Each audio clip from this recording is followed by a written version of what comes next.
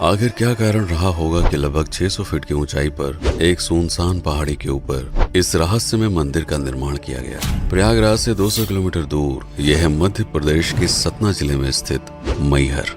क्या इसका नाम मैहर इसलिए पड़ा क्योंकि यहाँ पर माता सती का हार गिरा था, या फिर हार से जुड़ी कोई और घटना है? क्या सच में ये मंदिर 1000 वर्ष पुराना है? और क्या सच में यहाँ पर आल्हा उदल फूल चढ़ाने आते हैं, या फिर बात कुछ इससे भी ज्यादा गहरी है? ऐसे ही रहस्यों से भरे हुए इस मंदिर में रोज हजारों की संख्या में लोग दर्शन के लिए आते हैं और नवरात्रि में ये संख्या विकराल हो जाती है। आखिर क्या है इस मंदिर का रहस्य? YouTube पर मैहर के ऊपर अनेक वीडियोस में सबसे अधिक महत्व पौराणिक कथाओं को दिया गया है। कुछ में इसे अज्ञातवास के दौरान पांडवों द्वारा स्थापित किया गया बताया गया है, और कुछ में कहा गया है कि इस मंदिर को 8वीं सदी में आदि शंकराचार्य ने बनवाया था। भविष्य पुराण, आलाखंड, पृथ्वीराज रासो के अलावा कवि जगनिक रचित लिखित साक्ष्यों के आधार पर इससे जुड़ी कई कहानियां हैं। भारतीय परिवेश में जब कोई कथा बहुत अधिक प्रसिद्ध हो जाती है तो उसमें वास्तविक एवं काल्पनिक घटनाओं के मिश्रण से ये तय कर पाना बहुत ही कठिन हो जाता है किस कथा को कितना अधिक महत्व दिया जाए। जो बात तर्क पर होगी हम सिर्फ उसी पर चर्चा करेंगे और उसी पर इस वीडियो को केंद्रित रखेंगे। आल्हा उदल का इतिहास। लगभग 800 साल पहले यानी 12वीं सदी में महोबा के आखिरी चंदेल राजा थे राजा परमर्दिदेव उर्फ परमाल, जिनकी पत्नी थी रानी मल्हाना। एक दिन जंगल से लौटते हुए त्रिकोट पहाड़ी के निकट राजा परमाल ने 2 पहलवानों का मल्ल युद्ध देखा। उनके युद्ध कौशल से प्रभावित होकर वह उन्हें अपने साथ महोबा ले आए। उनके नाम थे जसराज और बच्छराज। जसराज को जासर के नाम से भी पुकारा जाता था। ये लोग वनाफर जाति से थे। कुछ इन्हें अहिर मानते हैं तो कुछ क्षत्रिय। राजा के कहने पर जासर महोबा तो आ गया था, लेकिन जंगलों में अपनी पत्नी देवकी उर्फ देवला और 2 बेटे आल्हा और उदल को छोड़कर। लेकिन जाने से पहले राजा परमाल ने उसकी पत्नी देवला को अपने गले का हार और स्वर्ण मुद्राएं भेंट स्वरूप दिया था, ताकि आल्हा उदल का लालन पालन आसानी से हो सके। जसराज और बच्छराज ने महोबा को सुरक्षित रखने के लिए कई युद्ध लड़े। ऐसे ही जब माढ़ोगढ़ का राजा करिया राय ने महोबा पर आक्रमण किया तो दोनों योद्धा पूरी शक्ति से लड़े, लेकिन करिया राय ने उन्हें बंदी बना लिया और यातना देते हुए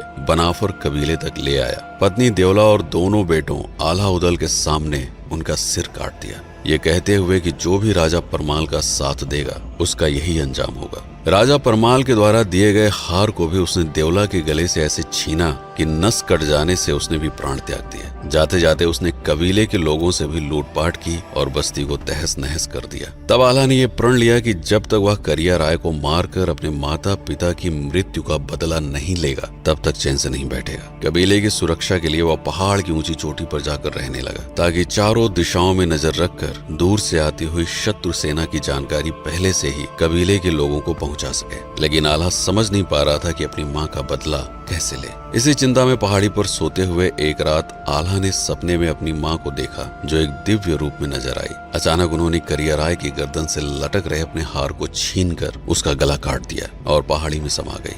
अपनी माँ का जो स्वरूप आल्हा ने सपने में देखा, उसी स्वरूप को उस पहाड़ी पर स्थापित करके वह रोज उनकी पूजा करने लगा। आल्हा पर इस सपने का बहुत गहरा प्रभाव हुआ। सपने को वह माँ का आदेश मानकर करिया राय से युद्ध करने के लिए अपनी गुप्त सेना बनाने लगा। कबीले के लोगों को मल्ल युद्ध का प्रशिक्षण देने के लिए उसने त्रिकूट की पहाड़ियों में एक गुप्त अखाड़ा बनाया। इधर राजा परमाल की सेना बिना किसी योग्य सेनापति के निरंकुश व कमजोर हो चुकी थी। राजा परमाल तक जब इस गुप्त अखाड़े की जानकारी पहुंची तो वह स्वयं आल्हा से मिलने पहुंचे और उन्हें अपने साथ महोबा ले आए। रानी मल्हाना ने दोनों को अपने बच्चों की तरह स्वीकार करके उनका लालन पालन किया। शीघ्र ही युद्ध का प्रशिक्षण पूर्ण करके आल्हा ने सेनापति के रूप में युद्ध भूमि में कदम रखा और करिया राय की गर्दन काटकर पहाड़ की चोटी पर स्थापित की गई अपनी माँ की मूर्ति के चरणों में समर्पित कर दिया। तभी से उस मूर्ति को माँ शारदा के नाम से पुकारा जाने लगा। शारदा यानी सरस्वती अर्थात विद्या, वाणी और आध्यात्म की देवी, जिससे आल्हा को प्रेरणा मिली करिया राय को मारने की। चूंकि आल्हा ने करिया राय को मारकर अपनी माँ का हार वापस लेकर उस मूर्ति पर चढ़ाया था, तब से इस क्षेत्र को मैहर के नाम से जाना जाने लगा। कहते हैं अपने जीवन के आखिरी 12 साल आल्हा ने इसी मंदिर में समाधि और ध्यान करते हुए बिताया, अपनी माँ के उस दिव्य स्वरूप को फिर से देखने के लिए। लेकिन आल्हा को वो दर्शन हुए या नहीं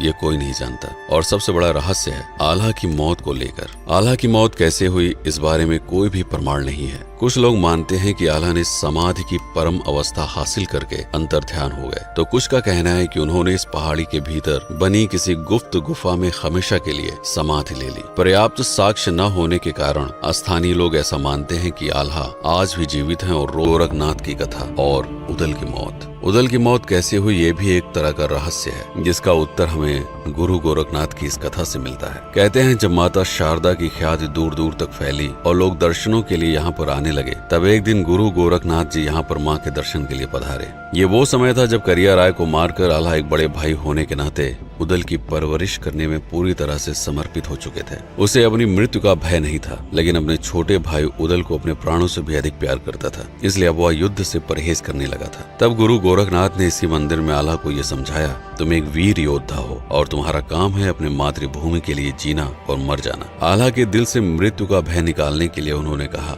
हर युद्ध में तुम्हारी जीत होगी, जिस पर जाने से पहले तुम दोनों इस मंदिर में भोर होते ही सबसे पहले माँ का आशीर्वाद लेकर निकलोगे। गुरु की आज्ञा को देववाणी मानकर आल्हा ने किसी भी युद्ध पर जाने से पहले अपने भाई उदल के साथ इस पहाड़ की कठिन चढ़ाई को चढ़कर माँ के दर्शन के लिए आते थे। अब ये एक संयोग था या गुरु का आशीर्वाद, उन्होंने कई लड़ाइयों में विजय प्राप्त की। आल्हा खंड काव्य के अनुसार उन्होंने 52 लड़ाइयां लड़ी थी, जिसमें से 51 में उनकी जीत हुई। हालांकि इतिहासकार इन तथ्यों को सटीक नहीं मानते। पृथ्वीराज चौहान युद्ध कथा, उदल की मौत। आज से लगभग 1000 साल पहले पृथ्वीराज चौहान ने बुंदेलखंड की धरती पर अपने साम्राज्य का विस्तार करने के लिए महोबा पर आक्रमण किया। राजा परमाल ने आल्हा उदल को इस युद्ध का कार्यभार सौंपा। युद्ध से कुछ दिन पहले आल्हा ने अपने भाई उदल को सेना की तैयारी के लिए महोबा में ही छोड़कर मां शारदा के दर्शन के लिए मैहर अकेले ही आ गए। लोग कहते हैं कि शायद यही वो कारण था जिसकी वजह से पृथ्वीराज चौहान के साथ युद्ध करते हुए उदल वीर गति को प्राप्त हुए। अपने भाई की मृत्यु का बदला लेने के लिए आल्हा ने अपनी पूरी शक्ति से पृथ्वीराज चौहान से युद्ध किया। अंतिम युद्ध से एक रात पहले गुरु गोरखनाथ आल्हा से मिलने उसके शिविर में आए। लोग कहते हैं यहीं पर गुरु गोरखनाथ ने आल्हा से ये वचन लिया था कि तुम पृथ्वीराज चौहान को युद्ध में भले ही हरा दो, लेकिन उन्हें क्षति नहीं पहुंचाओगे। गुरु के इन वचनों से आल्हा आहत हुए और उन्होंने अपने भाई की मृत्यु का बदला न ले पाने के विक्षोभ से न सिर्फ युद्ध बल्कि सभी सांसारिक माया मोह से विरक्त होकर त्रिकोट पर्वत पर स्थापित माँ शारदा के मंदिर में जीवन के आखिरी क्षणों तक एकाकी जीवन जीते रहे। राजा दुर्जन सिंह और गडेरिये की कथा। कहते हैं आल्हा उदल के चले जाने के बाद पिछले 800 सालों में एक ऐसा दौर भी आया जब कई सौ सालों तक मंदिर की महिमा धूमिल पड़ गई। समय के साथ ये पहाड़ और उस पर स्थापित की गई माँ शारदा की मूर्ति घने जंगलों की ओट में समा गई। आज से लगभग 200 साल पहले जब मैहर पर राजा दुर्जन सिंह उर्फ जुदेव का राज्य था, तो एक दिन एक ग्वाला उनसे मिलने के लिए आया। उसने बताया कि मंदिर की चोटी पर एक छोटी सी गुफा में माँ की एक मूर्ति है, जिसके गले में एक हार है और उसके आसपास भी तरह तरह के आभूषण फैले हुए हैं। देखने से ऐसा लगता है कि वह मूर्ति सैकड़ों साल पुरानी है। सभा में मौजूद इतिहास की गहरी समझ रखने वाले एक मंत्री ने शंका जताई कि शायद ये वही मूर्ति हो सकती है जिसके बारे में कहा जाता है कि आल्हा ने स्थापित किया था। राजा दुर्जन सिंह तत्काल ही उस चरवाहे के साथ वहां पर पहुंचे और सारी बातें सच निकली। सैकड़ों साल पहले लोगों द्वारा चढ़ाए गए आभूषण आज भी उस मूर्ति के आसपास बिखरे हुए थे। मैहर को आर्थिक रूप से पुनः संपन्न बनाने के लिए उन्होंने मंदिर का निर्माण कराया और पहाड़ी के चारों तरफ घुमावदार सीढ़ियां बनवाई। मंदिर के प्रचार प्रसार के लिए भी उन्होंने एक समिति का गठन किया और इस तरह से आज मैहर माता का मंदिर दूर दूर तक अपनी पौराणिक और ऐतिहासिक ख्याति के लिए जाना जाता है। आज न सिर्फ पर्यटन बल्कि कई फैक्ट्रियों से भी मैहर की अर्थव्यवस्था चलती है। आशा है आपको ये वीडियो पसंद आया होगा। ऐसे ही ऐतिहासिक एवं धार्मिक स्थलों के ऊपर तथ्य के साथ प्रमाणित वीडियो देखने के लिए चैनल को सब्सक्राइब करना न भूलें। मैं हूँ पीके सिंह और आप देख रहे हैं प्रतापगढ़ हब। इस वीडियो पर समय बिताने के लिए आपका बहुत बहुत धन्यवाद।